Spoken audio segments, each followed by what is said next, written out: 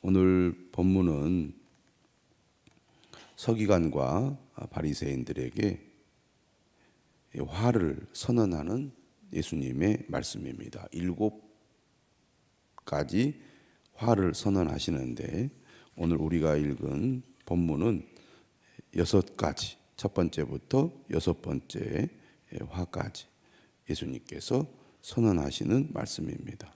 그들의 위선적인 신앙에 대해서 심판을 경고하시는 말씀이라고 하겠습니다. 매일 성경에도 나와 있듯이 예수님의 마지막 설교인 종말에 관한 긴 가르침의 서론에 해당한다고 하겠습니다.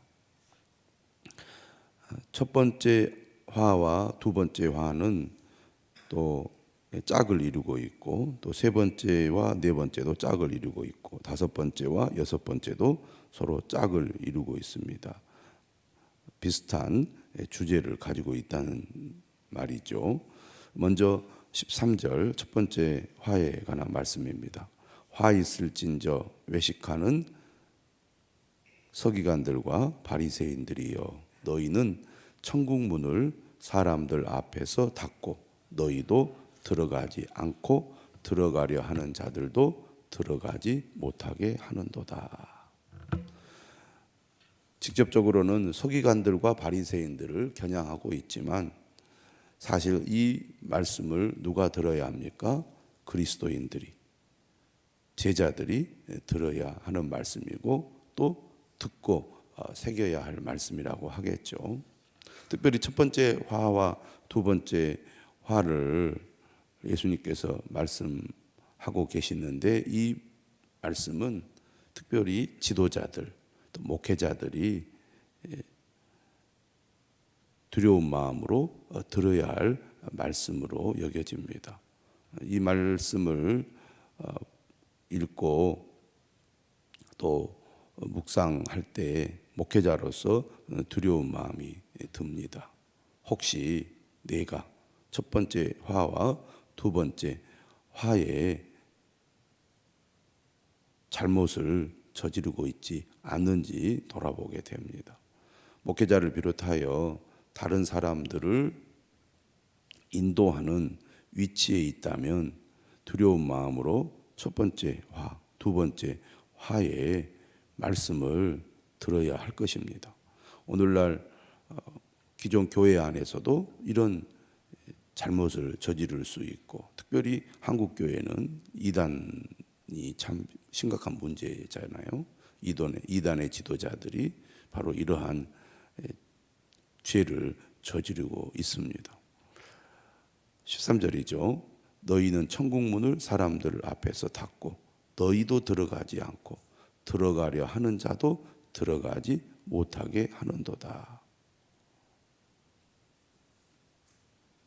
15절입니다. 화 있을진저 외식하는 서기관들과 바리새인들이여, 너희는 교인 한 사람을 얻기 위하여 바다와 육지를 두루 다니다가 생기면 너희보다 배나 더 지옥 자식이 되게 하는도다. 하나님의 말씀을 잘못 이해하고 잘못 가르쳐서 본인뿐만 아니라 그가 지도하고 가르치는 사람들까지 지옥에 가게 만든다는 겁니다. 문제는 자신이 잘못 알고 있고 잘못 가르치고 있다는 것을 깨닫기라도 하면은 괜찮을 텐데, 자신은 잘 가르치고 있고 바르게 인도하고 있다고 착각을 한다면 얼마나 안타까운 일입니까? 그러나 누구나 그러한 잘못을 저지를 수가 있기 때문에 하나님의 말씀을 우리가 바르게 알고 깨닫기 위하여 늘 하나님의 말씀에 귀를 기울이고 또 바르게 알기 위하여 연구하고 노력을 해야 될 것입니다.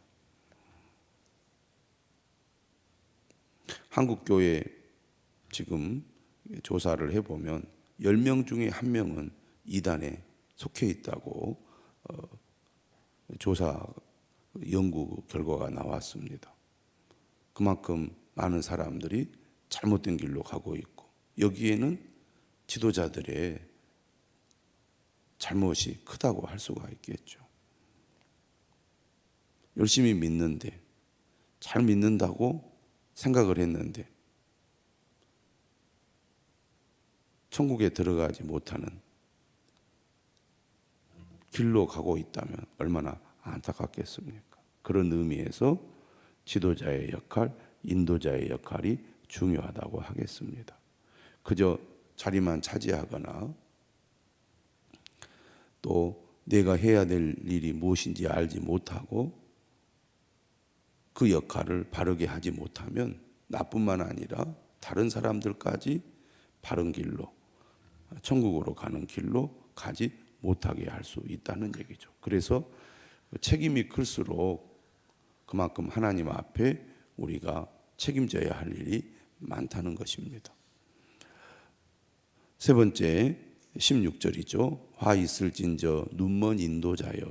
여기서도 서기관과 바리새인들의 그 인도자로서의 역할을 또 강하게 하나님 예수님께서 책망을 합니다. 너희가 말하되 누구든지 성전으로 맹세하면 아무 일 없거니와 성전의 금으로 맹세하면 지킬지라 하는도다. 어리석은 맹인들이여, 어느 것이 크냐? 그 금이냐? 그 금을 거룩하게 하는 성전이냐? 당시 유대교에서는 맹세하는 것이 매우 일반적이었습니다. 사람들은 하나님의 이름을 부를 수가 없고 사용할 수가 없었기 때문에 자신의 진실성을 돋보이게 할 수 있는 방법을 발전시켜 나갔습니다. 그러니까 내가 지금 말하는 거, 약속하는 것이 진실하다. 그래서 이것을 상대가 분명히 알아줬으면 좋겠다.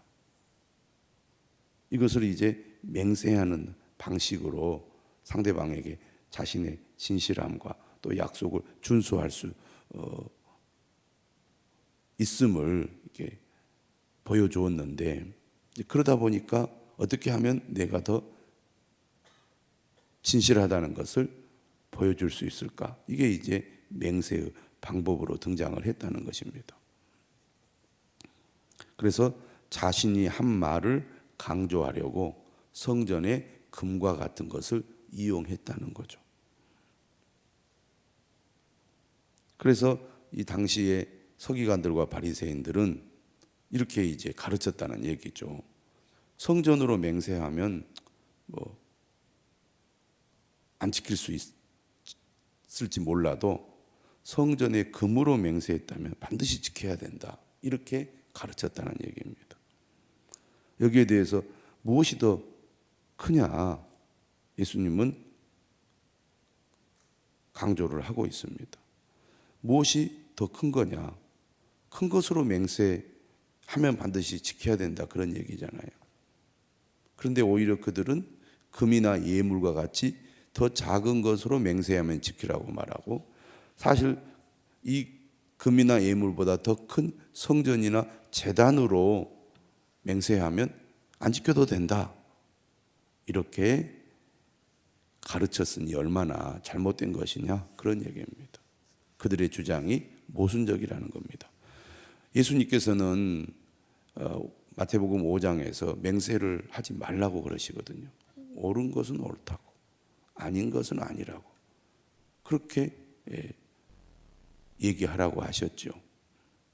그런데 당시에 유대인들은 옳고 그름을 말할 때 맹세하는 방식을 사용을 한 거죠. 맹세해놓고 지키지 못하면 얼마나 그게 진실하지 못하냐는 거죠. 근데 문제는 이 지도자들이, 인도자들이 오히려 금보다 큰 성전, 예물보다 더 큰 제단으로 맹세하면 안 지켜도 되지만 제단에 있는 예물이나 그리고 성전에 있는 금으로 맹세하면 지켜야 한다, 이렇게 잘못 가르쳤다는 것입니다. 무엇이 더 크고 작은지를 오히려 분별하지 못하는 어리석은 행동을 했다는 얘기죠. 18절에도 이렇게 똑같이 말씀합니다. 누구든지 제단으로 맹세하면 아무 일 없거니와 그 위에 있는 예물로 맹세하면 지킬지라 하는도다. 맹인들이여 어느 것이 크냐? 그 예물이냐? 그 예물을 거룩하게 하는 제단이냐? 그러므로 제단으로 맹세하는 자는 제단과 그 위에 있는 모든 것으로 맹세함이요. 또 성전으로 맹세하는 자는 성전과 그 안에 계신 이로 맹세함이요. 또 하늘로 맹세하는 자는 하나님의 보좌와 그 위에 앉으신 이로 맹세함이니라. 뭐가 더 크고 뭐가 적은지를 혼동하는 잘못을 저지르고 있다는 것입니다. 왜 이런 일이 벌어지느냐? 전통을 하나님보다 더 중요하게 여기다 보니까 이런 일이 벌어지는 것이죠. 네 번째 화도 세 번째 화와 연관이 있습니다. 화 있을진저 외식하는 서기관들과 바리새인들이여 너희가 박하와 회향과 근체의 11조는 들이되 율법에 더 중한 바 정의와 긍휼과 믿음은 버렸도다.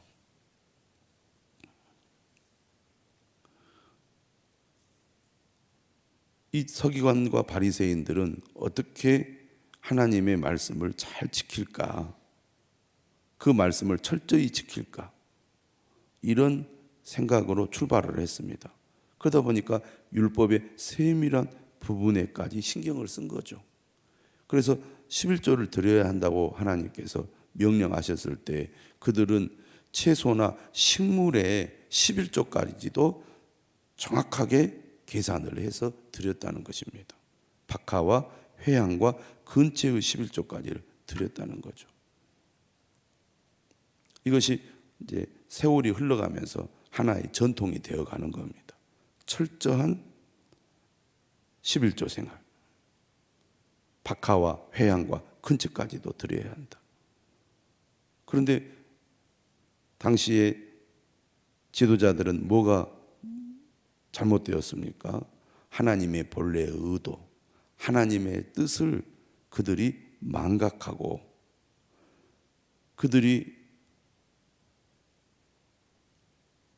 여러 세대를 통해서 지켜왔던 전통을 중요시 여기다 보니까 하나님이 정작 말씀하고자 하는 본래의 뜻과 의도를 그들이 놓쳐버렸다는 얘기입니다.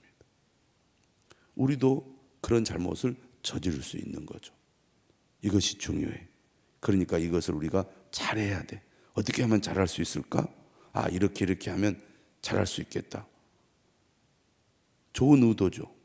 좋은 뜻이죠. 그런데 그것에 집착하게 되면 정말 하나님이 말하려고 하셨던 본래의 의도나 뜻은 놓쳐버릴 수 있습니다. 그래서 항상 말씀이 기준이 되어서 하나님께서 무엇을 원하시는지, 하나님의 마음이 무엇인지, 하나님의 뜻이 무엇인지를 늘 물어야 된다는 겁니다. 그래서 오늘 23절에 뭐라고 말하느냐면 율법에 더 중한 바, 더 중요한 것이 뭐냐? 더 중요한 것이 뭐냐? 그것을 그들은 놓쳤다는 얘기입니다. 정의와 긍휼과 믿음은 버렸도다. 예수님께서 계속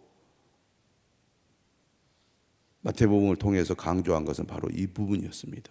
정의와 긍휼과 믿음은 버렸도다. 당시 종교 권력자들, 지도자들의 문제는 바로 여기에 있었거든요. 오늘 우리도 열심으로 주님을 믿고 섬긴다고 하지만 나도 모르는 사이에 하나님의 마음, 하나님의 뜻을 놓쳐버리고 오히려 하나님의 뜻과는 반대되는 길로 갈 수도 있다는 것을 항상 우리가 잊지 말아야 합니다. 우리 스스로 어떤 기준을 정하고 나는 잘하고 있어. 그러니까 하나님이 기뻐하실 거야. 이렇게 스스로 판단하고 또 생각하면서 잘못된 길로 갈 수 있다는 것 알아야 된다는 거죠. 오늘 예수님은 23절 하반절에 이렇게 말합니다. 그러나 이것도 행하고 저것도 버리지 말아야 할지니라. 11조도 하나님 앞에 드려야 하고, 그리고 율법에 더 중한 바 정의와 긍휼과 믿음도 반드시 따라야 한다는 것입니다. 맹인된 인도자여, 하루살이는 걸러내고 낙타는 삼키는도다.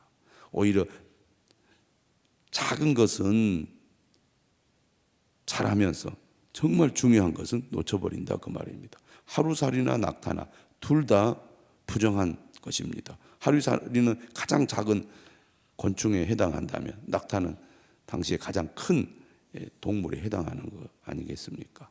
그런데 하루살이는 부정하다고 걸러내면서 정작 가장 큰 낙타는 삼키는 죄를 범하고 있다는 얘기죠. 정작 중요한 것을 놓치고 있는 거죠. 25절입니다. 화 있을진저 외식하는 서기관들과 바리새인들이여, 잔과 대접의 겉은 깨끗이 하되 그 안에는 탐욕과 방탕으로 가득하게 하는도다. 다섯 번째와 여섯 번째 화는 내적인 정결과 외적인 정결이 일치하지 않는 것에 대해서 말씀하고 있습니다. 사실 외식, 위선의 가장 대표적인 모습이라고 하겠죠. 겉으로는 깨끗하고 정결한 것처럼 보이고 행동하는데 사실 속 내면은 더러움과 죄로 가득 차 있는 것을 말합니다. 이것이 종교인들이 흔히 범할 수 있는 죄악이라고 하겠죠. 예수님은 26절에 이렇게 말씀하시죠. 눈먼 바리새인이여, 너는 먼저 안을 깨끗이 하라. 그리하면 겉도 깨끗하리라. 우리에게 주시는 주님의 말씀입니다. 두려운 마음으로 우리 모두 들어야 되겠습니다. 27절도 말씀하죠. 화 있을진저 외식하는 서기관들과 바리새인들이여, 회칠한 무덤 같으니 겉으로는 아름답게 보이나 그 안에는 죽은 사람의 뼈와 모든 더러운 것이 가득하도다. 무덤 밖을 회로 칠해놨어요. 회칠이란 것이 회색이지만 하얀색이잖아요. 그러니까 겉으로 볼 때는 매우 깨끗한 건물로, 그런 장소로 보이는 거죠. 굴을 파가지고 그 안에다가 시신을 안치하잖아요. 근데 그 굴 바깥은 회를 칠해서 아주 깨끗한 모양으로 이렇게 외벽을 갖추는 것을 가리킵니다. 우리가 그렇다는 거죠. 이와 같이 너희도 겉으로는 사람에게 옳게 보이되 안으로는 외식과 불법이 가득하도다. 늘 우리가 두려운 마음으로 주님의 말씀을 듣고 우리 안을 깨끗이 하는 사람이 될 수 있도록 힘써야 될 것입니다. 오늘 우리에게 주시는 주님의 말씀을 들을 수 있기를 주님의 이름으로 축원합니다. 기도하겠습니다.